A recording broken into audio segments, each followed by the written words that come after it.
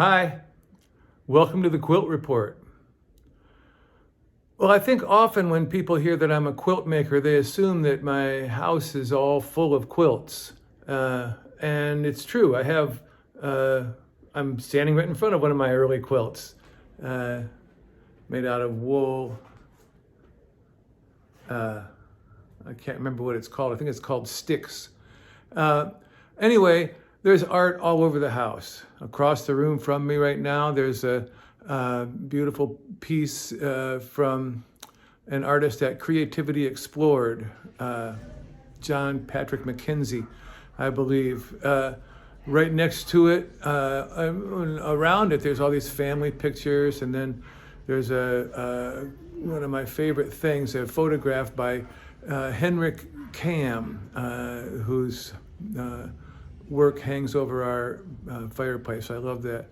My old neighbor, Ney from Brazil, gave me this poster style print. Anyway, we've got art everywhere. A lot of family photographs. An inscrutable piece by John Pappas.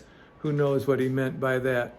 We have a Chinese style peonies painting by my mother-in-law. I have a diptych by the great Lee Barbier. I have a gigantic black on white drawing by Heike Liss. We got a lot of art around here. But one of my favorite pieces is by my mother-in-law, who did the Chinese style peonies there, Sarah May Werner. She, I think, copied this image from a National Geographic magazine. And she was a very fine watercolorist. Many years ago, she studied with a great teacher in Aurora, Illinois, where my wife was born and lived until she was 8 years old with her family, before they moved to the Washington, D.C. area. Anyway, Sarah May Werner, my wonderful late mother-in-law, who I loved and I missed so much all the time. Well, here's what happened recently. My wife, Carol Lemaitre, she has her first husband's last name, Lemaitre, like the Maître d', is how it's spelled. It's an unusual name, Carol Lemaitre. Anyway, she got an email from somebody from Aurora, Illinois, saying that they had seen one of her mother's watercolors online and would love to have it reunited with the family. And so she would buy this painting and ship it to Carol so that it could be reunited with the family. It was $50, and she would front the money, and then we would be able to pay her back.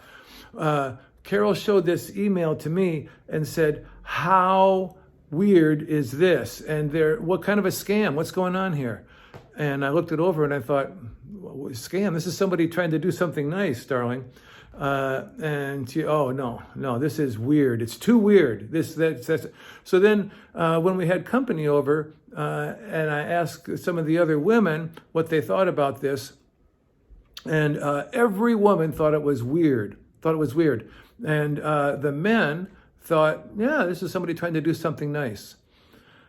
I'm not exactly sure of the psychology of this. It somehow means something. Anyway, then I was working in New York State. I was rooming with Paula Kavarik and Denise Labati in a nice townhouse there while we taught on the college campus. And I told them about it, and they said, yeah, that's really weird. What's going on? That's a scam of some kind.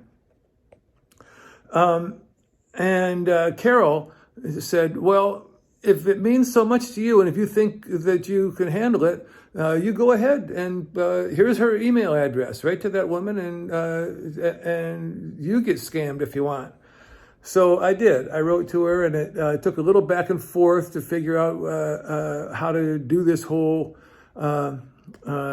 switch. And I said that I would send the payment when the tracking number came through. and it was shipped, which is what happened. And I got a tracking number that seemed absolutely legitimate. And while I was gone, what do you know? The painting showed up. The painting showed up. And here it is. It's got the glare from a window on it. Let me see if I can give you a tour. It's a very fine watercolor of a house in their neighborhood in Aurora, Illinois, by Sarah Mae Werner. So Carol had asked the woman, "How did you track me down anyway?" And she said, "I looked up your mom's name, and her obituary came up, and you were listed as the surviving child. And your name is kind of unusual, and you're easy to find on the internet." Carol owns a Pilates studio, Sanchez Street Studios, and her name's all over the place. And so the woman said, "That's how I tracked you down." So I don't know the moral of the story. All I know is that this is what happened. And